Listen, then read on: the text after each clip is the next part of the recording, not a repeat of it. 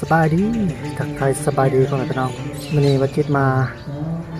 ไหว้ขอพรเนาะไหว้ขอพรน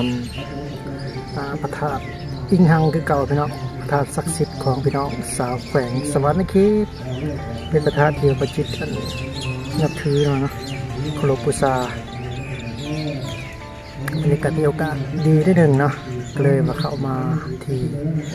พระธาตุอิงหังพี่น้องก็มาไหว้ขอพรในหนึ่งพี่น้องอันนี้ก็เลยจะเก็บภาพบรรยากาศอยู่ที่พระธาตุอิงหังมาฝากพี่น้องในหนึ่งนะพี่น้องมาเลาะ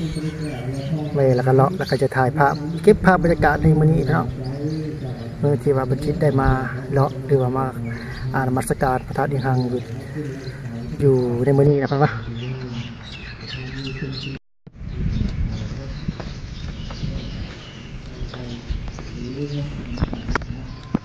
วันนี้มาไหว้ขอพรนำพระธาตุอิงหังพี่น้องเก็บภาพบรรยากาศพระธาตุอิงหังมาฝากพี่น้องทางช่อง YouTube สายลมถิ่นซีโนครับเนาะมาเลาะ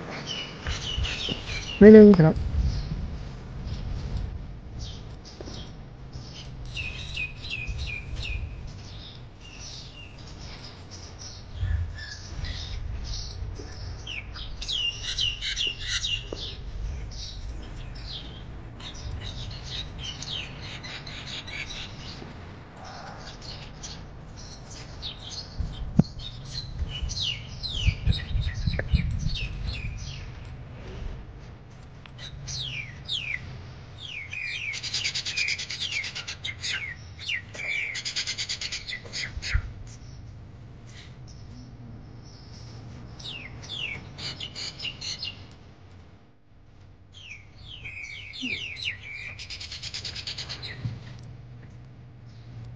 ย่อมาอีกแล้วเนาะแก้วแก้วพระธาตุบุญ